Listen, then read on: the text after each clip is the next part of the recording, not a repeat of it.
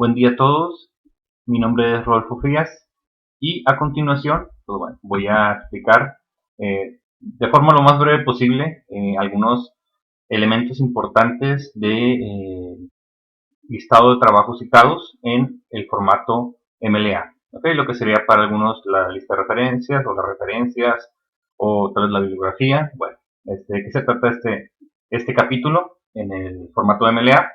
Que está actualmente ya en su 9ª edición. ¿Ok? Entonces, bueno, esta edición que acaba de salir este año, pues bueno, viene a sustituir a la octava. Que bueno, para algunos esta 9ª edición sería como una 8.5, porque bueno, el hecho de que en la 8 hayan hecho tan simplificada en sí todo el proceso de citas y referencias, pues cobró factura. Entonces duró muy poco y ahora esta 9ª edición, pues bueno, trata de explicar todas aquellas cosas que tal vez quedaban un poquito vagas, ¿no?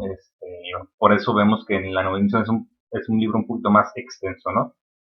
Muy bien, pues bueno, vamos a pasar con los slides. ¿Ok? Y bueno, sí, la 9ª edición publicada en el 2021 por The Modern Language Association of America, pues bueno, es un estilo de citación muy utilizado en Estados Unidos.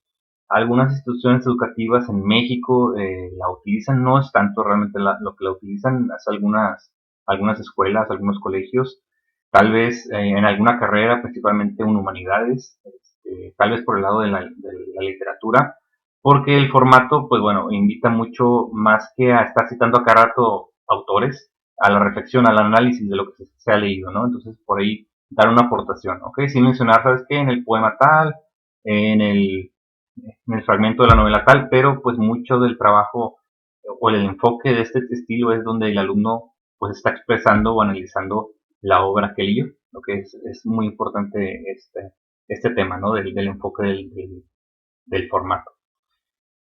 Y pues generalidades del formato, vemos por ahí márgenes de 1 pulgada. Esto es lo que generalmente nos da un software como Word, que es ya casi por default.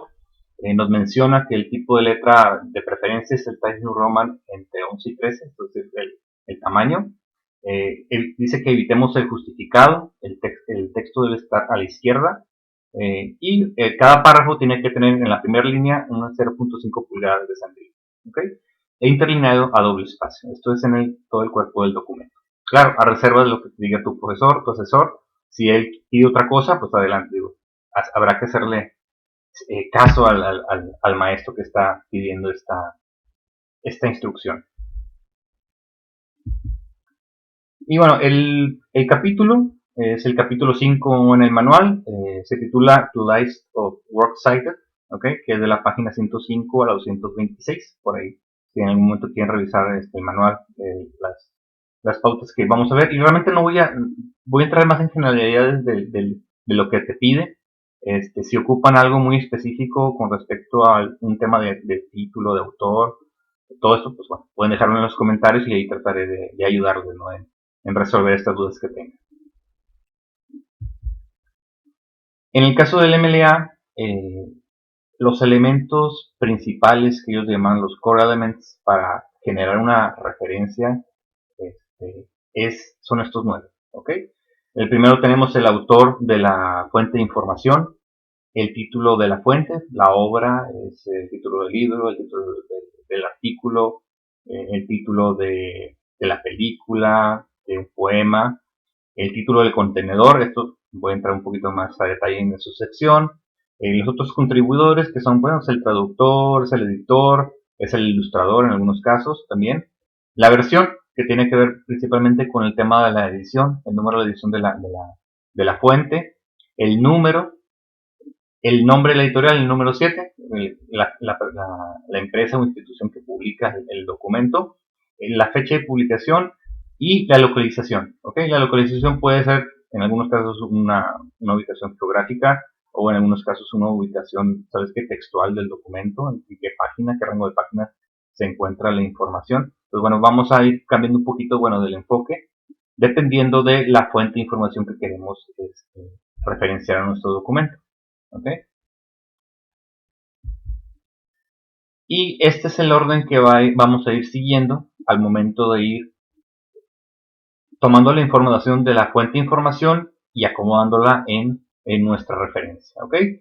Muy importante, pues el MLA nos pide que, pues, si viene el dato en la fuente de información, la coloquemos.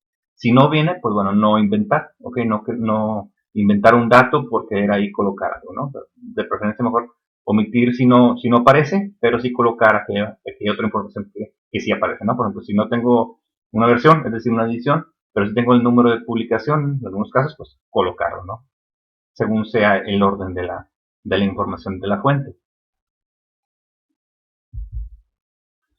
El primer elemento, que es el autor de la fuente de información que quieres citar y referenciar, vemos por ahí que cuando sea un autor, pues primero es el apellido, coma, y el nombre del autor, ¿ok?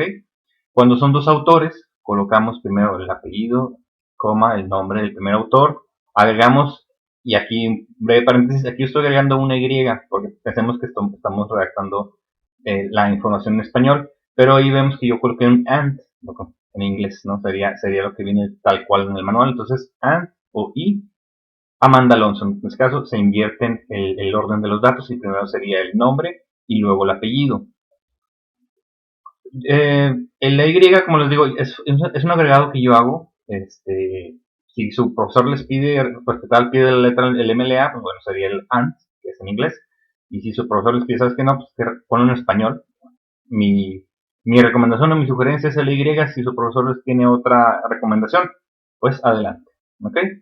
Cuando la fuente de información tiene 3 o más autores, agregamos primero el apellido del primer autor, coma, el nombre, coma, y agregamos et al, que bueno, que significa y todos los demás, ¿ok? Entonces aquí, ya con el primer autor y mencionando esta et al, pues ya damos a entender que esta fuente de información tiene 3 o más autores. Y en algunos casos también el editor puede ser parte de la, como autor de la fuente de información. Y aquí es un detalle muy interesante porque incluso puede haber ocasiones en que el traductor pueda ser el, ¿cómo decirlo? El autor de la fuente. Es decir, cuando nuestro trabajo de académico o de investigación sea el análisis de la traducción de una obra literaria, ¿ok? Más que la obra original, o sea, la obra en sí. O sea, lo que estamos aquí analizando es la traducción, cómo se hizo, si, vamos a decir, usó las palabras adecuadas, se entiende lo que en esta transición de idioma. Entonces, cuando el análisis sea con respecto a la traducción, entonces aquí el traductor, pues es lo importante, ¿no? Porque al final de cuentas es lo que estamos analizando su trabajo. Entonces, aquí el traductor formaría, en lugar del autor no sé, de una obra, vamos a decirlo, rusa, tal vez, más que Dostoyevsky, sabes que sería el traductor en español, que estamos analizando más que la obra original, ¿no? Y aquí viene algo muy importante. Entonces, bueno, en MLA, ¿qué pasa con los autores en español? O sea, ¿cómo sería el orden a esta transición, no? Y viene ahí en otros ejemplos de otro tipo de autores tal vez en francés o de otra procedencia, o sea, más que todo el lenguaje, ¿no? O sea, el idioma. Entonces, bueno, en el español, por ejemplo, vemos ahí el primer ejemplo, Salvador de Madariaga. Aquí, por ejemplo, al pasarlo a la referencia en el tipo de MLA, se omite el D, ¿ok? Entonces ahí se omite esta palabra. En el caso de Ángel del Río, aquí vean cómo se respeta, y de hecho Ángel del Río, Ángel. ¿Okay? En el caso de Juan Carreño de Miranda, aquí sí, Carreño de Miranda, Juan. ¿Okay? Y bueno, lo más común es que los autores latinos se ponen los dos apellidos al momento de mencionarse en la fuente de información. Pues bueno, vamos a colocar ambos apellidos. ¿Okay? García Lorca, Federico. Y entonces aquí estamos viendo un ejemplo, ¿sabes qué? De un libro, que es García Lorca, Federico, punto, el título del libro irá en itálicas, porque bueno, es un libro, punto, el nombre del editorial, y el año de publicación. ¿Ok? En este caso, bueno, que es 2000. En el caso de los autores de procedencia, bueno, que son chinos, japoneses o coreanos, pues bueno, aquí el formato MLA pues, nos dice que podemos omitir este cambio, ¿no? De apellido-nombre. Entonces podemos dejar tal cual el nombre, respetando como viene en la fuente de información.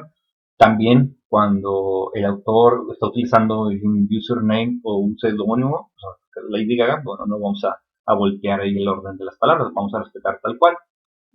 En el caso de, por ejemplo, ahí vemos Batman, Richard, este fue, bueno, un seudónimo que utilizó Stephen King en algunas de sus obras. Aquí el manual nos invita, ¿sabes qué? Bueno, este es el autor de esta fuente, se menciona tal, pero en realidad es el seudónimo de otro autor, de un autor, bueno, que se tiene reconocido y es el real, el nombre real, pues lo colocas entre corchetes. O podemos hacerlo también, sabes que mencionar al nombre real, King Stephen, pero mencionar, sabes que publicado como y el nickname o el nombre que utilizó para publicar la obra. Y por ahí, en el último ejemplo de los nombres, vemos cuando es un autor, vamos a decirlo, el nombre, pero también tiene un username en Twitter o en Facebook o alguna otra red social, pues bueno, colocamos este username ahí con el arroba y bueno, grammar gear, ¿ok? Entre corchetes. En el caso de las organizaciones, para el tema del inglés, pues sí nos dice omitir los artículos ante. Para español tendríamos que revisar a ver si también se omitirían. O sea, sabes que la Organización Mundial de todo ese tipo de artículos en español habríamos que revisar si se omiten o no, pero bueno, cada caso es muy particular. Bueno, si tienen dudas sobre esto, pues pueden dejarme en los comentarios.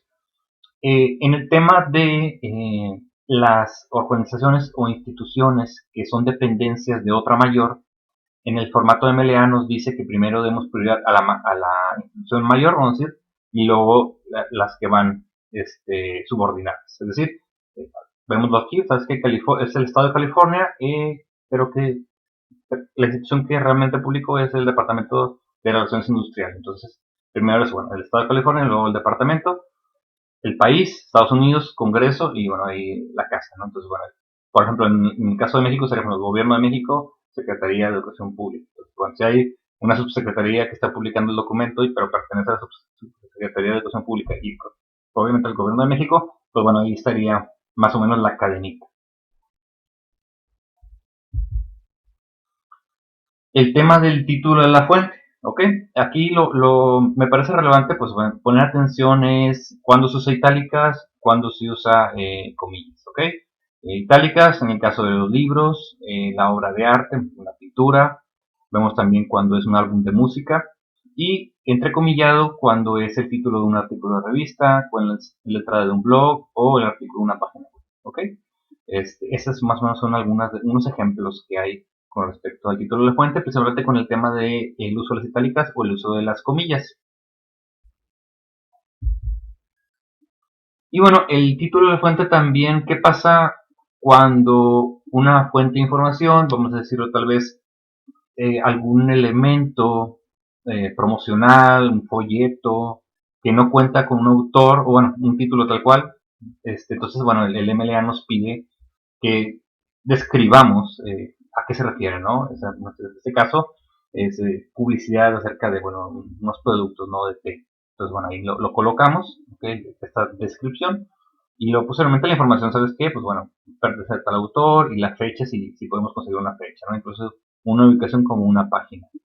Y también cuando son, por ejemplo, en el segundo ejemplo, cuando es una fotografía, tal vez pues no viene titulada la fotografía, pero pues podemos identificar cuál es el autor, en este caso el username que se publicó en Twitter. Entonces, bueno, vamos a ir tomando estos elementos para que nuestros lectores puedan identificar esta fuente y ubicarla por ellos mismos. ¿Ok? Eso también es un tema muy importante. También dice, ¿sabes que cuando el título de la fuente de información sea muy largo, puedes usar los puntos suspensivos, ¿ok? O elipsis para algunos que lo conocen.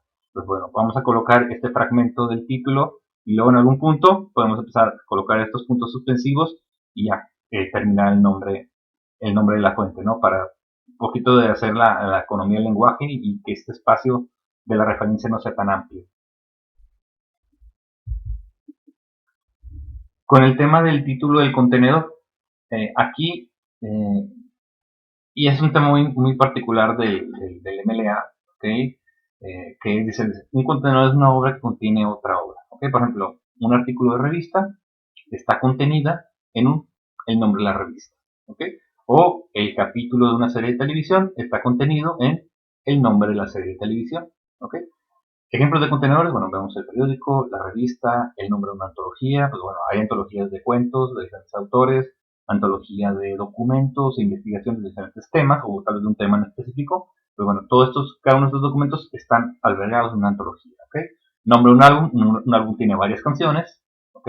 Una serie de televisión tiene varios capítulos, y una exhibición de arte, bueno, una exhibición de arte puede tener distintas obras de distintos artistas, ¿ok? Entonces ahí en el ejemplo estamos viendo cuando es, en este caso, una obra de arte que, bueno, se exhibió, en este caso Carol Lex, en Guernica, la fecha tal, y nos da también la oportunidad de un enlace web, ¿sabes qué? Para ubicarlo menos digitalmente, si hay una imagen o más información de la fuente. Y les voy a dejar por ahí esta tablita que les va a ayudar bastante para identificar a qué se refiere un contenedor y el contenido.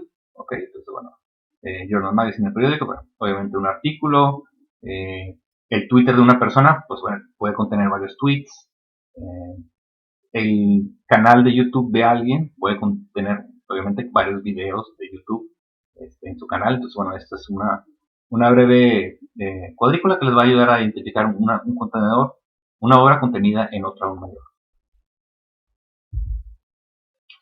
Y el tema de los contribuidores. Bueno, este es un tema muy importante y muy especial para el MLA. Aquí vemos, por ejemplo, un ejemplo cuando una obra literaria, pues bueno, no tiene tal vez un autor definido. Muy importante, no vamos a mencionar anónimo si no menciona autor, esto no se hace. Si la obra menciona anónimo, pues bueno, se mencionará anónimo. Si no, pues bueno, se recorre y empezamos con el título de la obra. Pero sí será importante mencionar la traducción, ¿no? El traductor de esta obra, ¿ok? Y vamos a mencionar elementos como la adaptación, la ilustración por alguien. En este caso, pues sabes que los libros infantiles están ilustrados y es muy importante mencionar quién fue el ilustrador. Editado también, narrado por cuando son audiolibros, ¿ok? O dirigido por cuando son obras audiovisuales, películas, series, algún documental. Todo esto sí es muy importante y relevante mencionar. El tema de la versión, ¿ok? Y aquí principalmente, en el caso de los libros es muy fácil, la edición, segunda, tercera, cuarta edición, o cuando es una actualización, una edición de actualización también se debe mencionar. Cuando es, por ejemplo, una película, pues el Director's Cut o Extended Version, todo esto es importante mencionarlo. Y nos dice, ¿sabes qué? En el formato MLA, bueno, second, cómo debe ir en la referencia. Y Revised Edition, bueno, sí debe usarse la biblioteca. En este caso sí, el MLA, perdón, nos menciona que estos dos ejemplos deben de pasar de esta forma en tu fuente de información, en tu referencia, perdón. El tema del número, ¿ok? El tema del número tiene que ver, por ejemplo, en este caso, con una revista, un artículo de revista, con el volumen, ¿ok? El volumen y el número de publicación del artículo, de la fuente de información. En el caso, si al momento de leer la fuente, el artículo, el documento, te dice volumen 2, pues bueno, tú lo vas a pasar como vol.2, ¿ok? O vol.3, según sea el caso, como venga en la fuente. Si el número vemos están en números romanos, pues lo vas a pasar, bueno, NO.29 o 27, según sea el caso de cómo aparezca en tu fuente de información.